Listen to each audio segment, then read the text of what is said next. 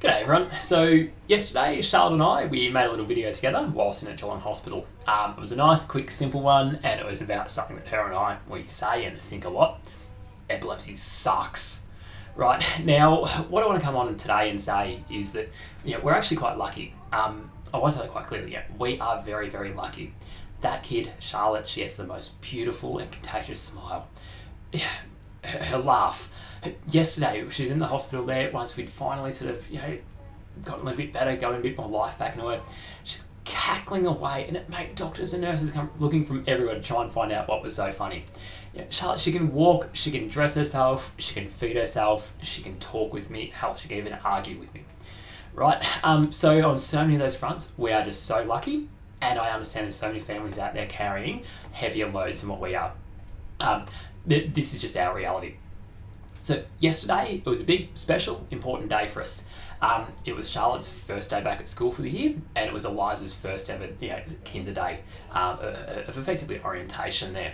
So that's a day full of excitement, right? That's photos at the front door, that's bags packed, that's socks pulled up, that's shoes, well, on the wrong feet, but whatever. That's all of those things happening. And look, it was a morning of that. But in the background, we were noticing early, hey, Charlotte, she's not having a great morning. Things took longer than normal. She was struggling to eat her breakfast. She struggled with getting her clothes on. She needed some more help than what she normally does. She wasn't sick. She wasn't upset. She just wasn't being herself. Now, for those that are watching this who have a family member with epilepsy or care for someone with epilepsy or even have it themselves, that's when you just pause and you think, yep, right, what's going to happen now? You just feel it coming. Anyway, look, things started looking a bit better as we get out the door for school. She's so excited, first day at school. She's, singing away, carrying on. It was brilliant, right? Fast forward, the drop-offs have all happened. Some of the photos have happened. It's 11:40. I'm lined up to pick up Eliza, and the phone rings. I look on down, and it's a phone number from the school. Yeah, you know it. That's the gut punch.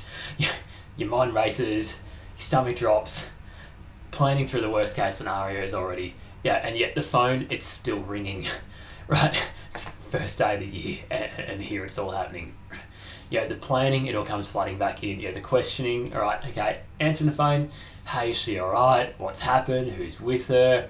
Working out how am I going to get there? Do I pick up Eliza now? Who's going to pick up the other kids if we end up at hospital? This is the part that you don't get to see, right? Epilepsy, it's not just the seizures. It's constant readiness. It's constant background awareness. The mental load that you're carrying every single day. For me, yesterday it was, I don't have the go bag ready. My phone has only got 20% battery. That's not going to get me through the day. Who's going to bring in supplies to the hospital? Right, all of these things. Gladly, most days, it's not like this. We don't have too many things happen. And we're so grateful for those days. What I will say is this is the third or fourth hospital trip in a month there now. Epilepsy, it teaches us that, hey, look, things can be fine at one moment, and then the next, not so much. From the outside, Charlotte, she looks fine. She's happy, she's capable, she's just another kid in the school ground, right? That makes epilepsy invisible. But it's only invisible until it's not, right? 270,000 Australians have epilepsy. There's about 1 in 20 odd kids thereabouts will be diagnosed with epilepsy. That's huge, right? Absolutely huge. Once it stops being invisible, it's frightening. It is so confronting to watch someone not have control over what their body is doing to them, right? It's just how quickly things can change. It doesn't just affect the person with the condition. It spreads into the families, it spreads into the schools, it spreads into the carers. It changes the way in which you carry out life with these just little risk assessments that you're doing at all times. Folks, by no means am I sharing this for sympathy, and I'm certainly not sharing it for attention. I'm sharing it to get the message out there. It's so common, yet it's so misunderstood. It doesn't always look dramatic. I've shared videos previously of Charlotte just looking like she's asleep or daydreaming, but no, she's actually having a seizure in which she has stopped breathing. Kids like Charlotte, they're more than their diagnosis.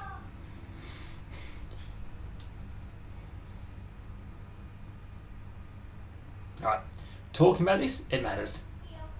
Epilepsy, it sucks, but that kid, she's incredible.